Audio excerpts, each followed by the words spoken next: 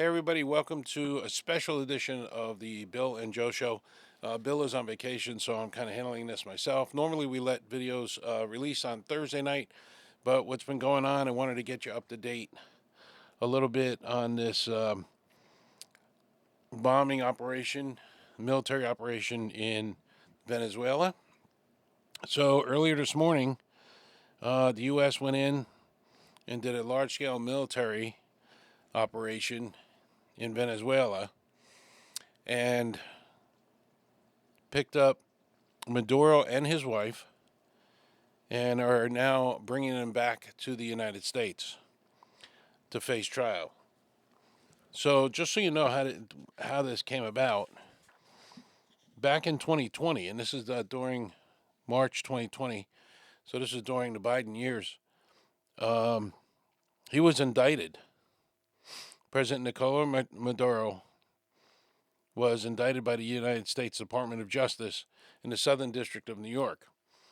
He was charged with narco terrorism, um, allegedly partnering with designated foreign terrorist organizations to traffic cocaine into the U.S., which we know kill hundreds of thousands of people every year.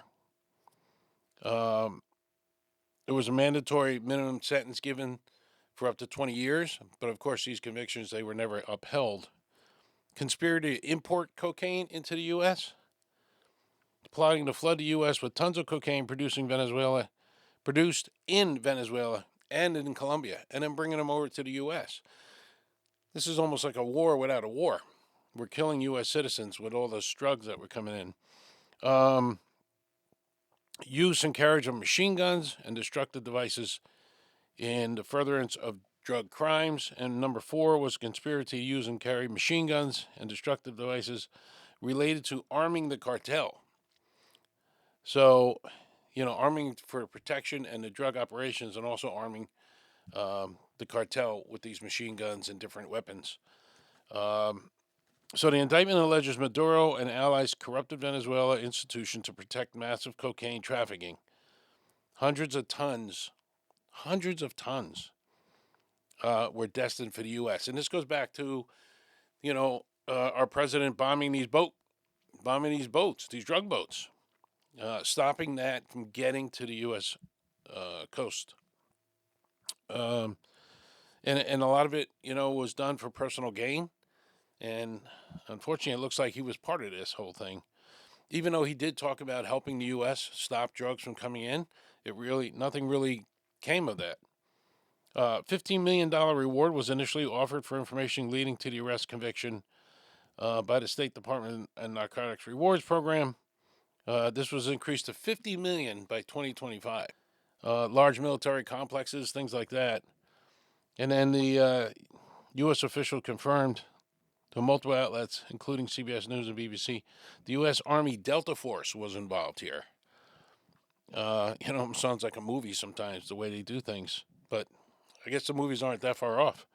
So the Delta team went in and grabbed him and his wife, and they're probably back in the U.S. by now.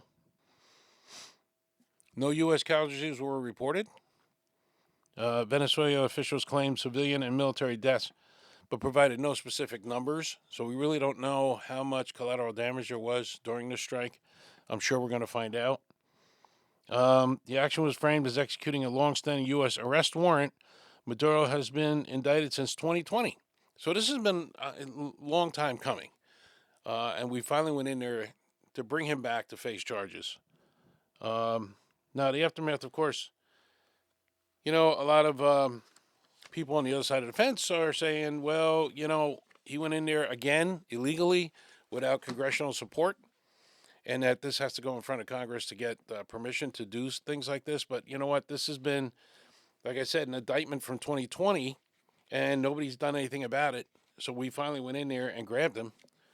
And that's really what it's all about. And before we start talking about, how our president is just bombing people and not getting congressional support, you got to remember this. President Biden, in multiple instances in Syria, Iraq, Somalia, and Yemen, carried out military bombing and strikes without congressional approval. That was Biden. Obama authorized military action, including extensive bombing and drone strike campaigns without specific congressional approval on at least 7 different countries. So there are times where we have to, or the president, whoever's in charge at the time, whoever our president is, has to make a decision on when we're going to go in here and just do what we need to do. And Biden and Obama did it all the time. But it never fails. When Trump does it, it seems like there's always a problem.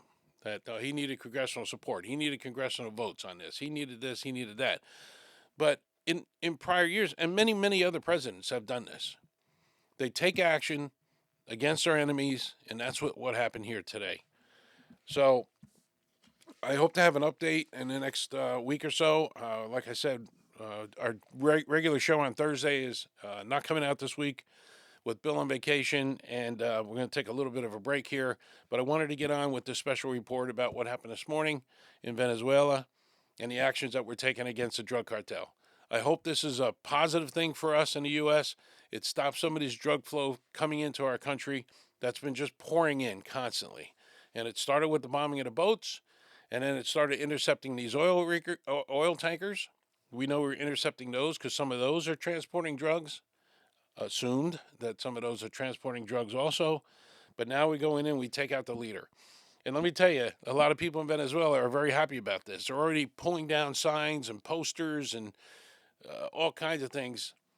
And I think they're more Venezuelans happy about this to get him out of power and get somebody new into that country. So that's what's happening. I just wanted to do a quick, brief video. Please like and subscribe. You guys have been fantastic out there. Really supporting this channel. We're growing very fast, and I really, really, really want to thank everybody out there. I hope you had a great New Year's, a great Christmas, and again, thanks for tuning in. Keep an eye out. Our next show will be a week from Thursday, and we'll have a follow-up on this, and it will continue on what's new in the world coming in the next week or so. So again, thanks for tuning in. Please like and subscribe. We'll see you soon. Good night.